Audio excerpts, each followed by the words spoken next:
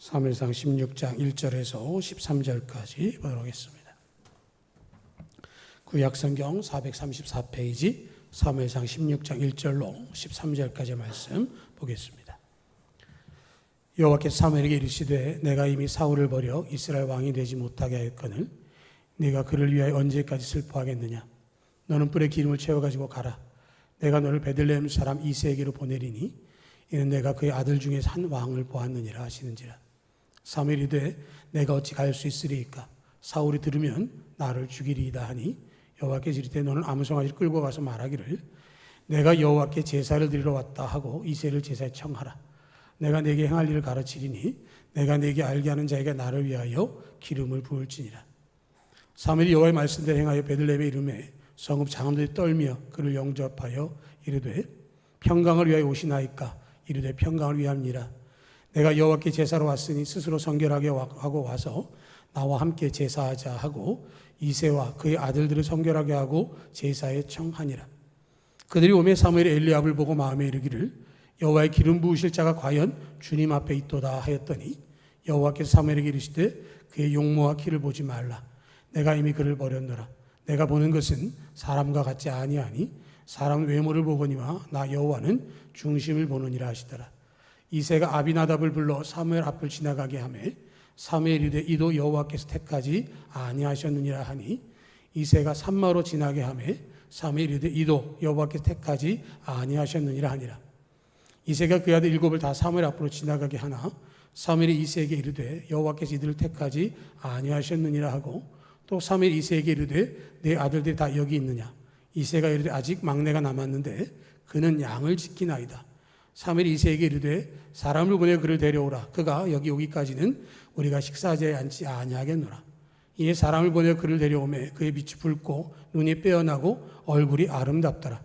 여호와께서 이르시되 이가 크니 일어나 기름을 부으라 하시는지라. 사무엘이 기름 뿔병을 가져다가 그의 형제 중에서 그에게 부었더니 이날 이후로 다윗이 여호와의 영에 크게 감동되니라. 사무엘이 떠나서 라마로 가니라. 아멘. 기도하겠습니다. 하나님 아버지, 오늘도 주의 말씀을 주십니다. 말씀을 통해서 하늘 뜻을 분별하며 온전한 믿음 가운데 주와 함께하는 우리 되게 하시고 주의 음성에 귀 기울이며 삶으로 열매 맺게 하여 주옵소서. 주께서 역사하신 오늘 때에 사랑하신 예수님의 이름으로 기도합니다. 아멘. 사무엘상 16장은 이스라엘의 왕, 초대 왕이었던 사울을 하나님께서 버리시고 다윗을 두 번째 왕으로 택하셨다라고 하는 것을 확인시켜주는 장면입니다. 하나님께서 사울을 왕으로 세우실 때 사울은 정말 겸손한 왕이었고 하나님의 말씀을 순종하는 성실한 왕이었습니다. 성경에 보면 이스라엘 자손 중에 그보다 더 준수한 자가 없었더라라고 표현을 하는 걸 통해서 그가 하나님 보시기에 정말로 좋았다라고 하는 것을 이야기하고 있고 그의 키를 이야기할 때 다른 사람보다 어깨 위는 더하더라라는 얘기를 하면서 그 당시의 관점으로 보면 아주 큰 용사의 자격을 갖출 만한 그런 사람이었습니다. 하나님께서 사울을 택하실 때만 해도 그는 합당하게 여겨졌기 때문에 이스라엘 백성들의 왕으로 세움을 받을 수 있었지만 그가 왕으로서 40년을 다스린 동안에 점점 더 하나님의 뜻을 어기고 자기 중심으로 모든 것들을 진행하기 시작했습니다. 하나님께 영광을 돌려야 되는데 자기의 영광을 세우고 하나님께 명하신 것에 대해서 온전하게 순종하지 아니하고 그 순종하지 아니한 것에 대해서 사무엘이 책망했을 때 그것을 받고 순종하고 회개하는 게 아니라 다른 사람을 핑계대고 자신은 그러지 않은 것처럼 행했습니다. 마지막에 그가 사무엘의 옷을 붙잡고 늘어질 때에는 사람들의 눈이 있으니 나의 창피함을 면할 수 있도록 함께 해주십시오라는 요청을 합니다. 하나의 뜻대로 합당하게 하겠습니다가 아니라 자기의 체면을 생각하고 자기를 더 높여줄 것을 요구했기 때문에 하나님께 그를 포기하셨습니다. 그리고 이제 사무엘을 부르셔서 베들레헴 이새의 아들 가운데에 내가 다음 왕을 택했다라고 말씀을 하시고 그를 보내게 되는 것이죠. 오늘 말씀을 보면 사무엘이 그렇게 얘기합니다. 2절에 내가 어찌 갈 수 있으리까. 사울이 들으면 나를 죽이리이다.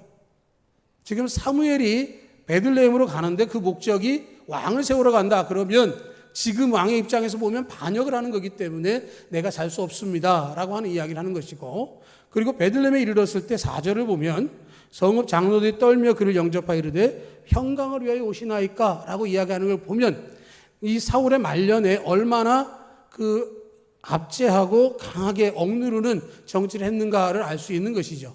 사무엘도 두려워하고 베들레헴에 있는 장로들도 두려워하고, 그 이야기는 사울이 다스리고 있는 모든 지역의 사람들이 사울의 권력 앞에 벌벌 떨고 있었다라는 것을 알 수 있는 것이죠. 그런데 하나님께서는 그런 사울을 포기하시고 이새의 아들 가운데에 왕을 세우기를 원하셔서 결국 사무엘을 통해서 베들레헴에 가서 하나님께 제사로 온 것으로 하고, 제사에 참석한 이새의 아들들 중에서 한 아들에게 기름을 부으라고 말씀을 하셨습니다. 그런데 이새가 청함을 받고요, 거기에 보면 5절에 이새와 그의 아들들을 성결하게 하고 제사에 청했습니다. 제사의 식사 자리에 들어가기 전에 아들들을 만나서 누구에게 기름을 부을 것인가를 진행해야 되는데, 우리가 잘 아는 것처럼 이새의 아들은 총 8명인데 이새가 데려간 아들은 7명이었다라고 하는 것이죠. 왜? 사무엘 선지자라고 하는 당대의 선지자가 와서 예배를 집례하고 또 함께 식사를 나누는 자리에 다윗을 데려가지 않았을까라고 하는 것이죠. 내 아이 중에 한 사람이라도 빠지면 그 축복된 자리를 놓칠 수 있는데 이새는 막내 아들을 데리고 가지 않았다는 사실을 우리가 생각해 보는 것이죠. 사무엘이 아들들을 쭉 면접을 합니다. 첫 번째 아들인 엘리압을 만났을 때 사무엘이 이야기하기를 여호와의 기름 부으실 자가 과연 주님 앞에 있도다. 엘리압은 장자로서 당당했고 기름 부을 만한 그런 자격이 있었던 것 같아요. 사무엘이 볼 때도 그런 것이죠. 그런데 하나님은 아니라는 말씀을 하시죠. 그의 용모와 키를 보지 말라. 내가 이미 그를 버렸노라. 내가 보는 것은 사람과 같지 아니하니 사람 외모를 보거니와 나 여호와는 중심을 보느니라. 사울도 외모는 왕으로서 충분했고요, 엘리압도 거기에 비견할 만했던 것 같아요. 사무엘이 사울에게 기름 부어서 왕이 되게 했기 때문에 당연히 그 수준에서 볼 수 있었다라고 하는 것이죠. 그런데 하나님 말씀은 사무엘조차도 그 시선이 잘못되었다라고 하는 것이죠. 외모가 아니라 중심을 보신다라고 하는 것이죠. 덧붙여서 이새도 자기의 아들 가운데에 7 아들만 데리고 사무엘에게 갔습니다. 하나님 외모를 보지 아니하시고 중심을 보신다고 했다면 두 번째 왕으로 택하신 다윗을 데려가는 것이 마땅했을 것이고 그래야 되는데 그렇게 하지 않았다는 사실이죠. 그걸 생각해 보면 왜 다윗이 그런가를 짚어볼 수 있는 것이죠. 다윗은 하나님 앞에서 살아왔다라고 하는 것이죠. 우리가 시편 150편 중에서 약 반 이상을 다윗이 기록한 시로 알고 있습니다. 다윗은 언제나 하나님 앞에서 자기를 비춰보는 일을 쉬지 않았던 사람입니다. 그래서 어떤 분이 이렇게 얘기합니다. 다윗은 코람데오, 하나님 앞에서의 삶을 살았다. 그런데 우리들은 코람 스마트폰으로 산다. 그렇게 얘기를 합니다. 하나님 앞에서 사는 게 아니라 스마트폰 앞에서 산다는 것이죠. 여러분, 스마트폰을 다른 말로 우리가 뭐라고 부르죠? 휴대폰이라고 부릅니다. 그러면 누가 주인입니까? 내가 주인이잖아요. 그런데 잘 보면 어떻습니까? 스마트폰에 내가 휴대당하는 것 같은, 그렇죠? 스마트폰에서 뭘 봐야 하고 소식도 봐야 하고 여러 가지 일도 처리하고 많은 일들이 있는데 그런 얘기를 하는 것이죠. 하나님 앞에서 하나님과 동행하는 게 아니라 스마트폰과 동행하는 삶이 너무도 많다는 이야기를 하고 있는 것이죠. 하나님 앞에서 신령과 진정으로 예배하는 게 아니라 스마트폰을 검색하고 빠져드는 것에 대해서 지적을 하고 있는 것이죠. 그래서 다윗을 이야기할 때 코람데오 하나님 앞에서의 삶이다 라고 말한다면 우리도 역시 하나님 앞에서 살아가고 하나님께서 인정하시는 삶을 살아가야 한다라고 하는 것이죠. 우리의 중심을 보실 때 하나님께서 인정할 만하냐라고 하는 것이죠. 우리가 살아가면서 바라보는 모든 것들 속에서 제일 우선은 하나님이 되어야 한다라고 하는 것을 이야기하고 있고, 두 번째는 외모의 편견을 깨야 되는 것이죠. 보기 좋은 떡이 맛도 있다라고 이야기를 하지만 그러나 그것이 전부가 아니라는 것을 우리는 살아가면서 많이 알고 있습니다. 내가 생각했던 것을 넘어서서 본질적인 얘기들을 많이 하는데 왜 이새가 다윗을 데려가지 않았을까에 대해서 어떤 분들이 이렇게 얘기를 합니다. 첫째는 막내라서 그렇다. 막내. 제사, 하나님 앞에 제사하는 데는 성인으로 인정받은 사람들이 제사합니다. 그러니까 아직 다윗은 온전히 성인이 아니 됐기 때문에 성년식을 치르지 않은 나이가 아니었느냐, 그런 이야기를 하는 거죠. 그러니까 아직 어리니까 그 자리에 굳이 가지 않아도 되겠다, 그래서 남겼을 것이다 라는 얘기도 하고요. 또 하나는 다윗이 외모는 아름답고 좋은지 모르지만 그것만 가지고는 장래성을 평가하기에 좀 미진했다라고 하는 것이죠. 이건 이세의 관점인 것이죠. 그래서 그렇게 했고, 세 번째로는 다윗이 8형제 중에 그래도 양을 제일 잘 돌봤다는 거죠. 다윗이 사울왕 앞에 갔을 때 골리앗과 싸움에서 이야기할 때 사자와 싸워서 이겼습니다. 짐승을 찢으며 잃어버렸던 양들을 찾았습니다. 뭐 이런 얘기도 쭉 하는데, 그 내용을 보면 그 어린 나이임에도 불구하고 자기가 맡은 양에 대해서 잘 관리하고 챙겼기 때문에 굳이 가지 않아도 될 막내가 그 일을 잘하니까 거기다 남겨두었다라는 얘기를 하는 것이죠. 그래서 이세의 관점에서 보면 다윗은 양을 치는 게 적당한 막내 아들, 어린 아들이었을 거다라고 얘기를 하고 있는 것이죠. 그래서 그를 향해서 양을 치는 것, 양에 대한 그 마음을 알고 그를 맡겨두었다라고 이야기했지만, 결국 오늘 말씀 가운데 보면 사무엘이 그에게 기름을 붓게 되어집니다. 하나님께서 12절을 보면 여호와께서 이르시되 이가 그니 일어나 기름을 부으라 라고 말씀을 하셨습니다. 그리고 사무엘이 기름불병을 가져다가 그에게 부었더니 이날 이후로 다윗이 여호와의 영에게 크게 감동이 되었다라고 말씀을 하고 있는 것이죠. 하나님께서는 목자와 같은 마음을 가진 목자로서의 삶을 살았던 다윗에게 기름을 붓기를 원하셨습니다. 그의 가정에서 바라봤던 시선이 아니라 하나님의 시선에서 보는 것이죠. 그 8형제 가운데에 가장 기름 부음 받을 만한 가능성이 없을 거라고 생각했던 그 다윗이 오히려 기름 부음을 받았고, 그날 이후로 하나님의 영의 감동을 받게 되어졌습니다.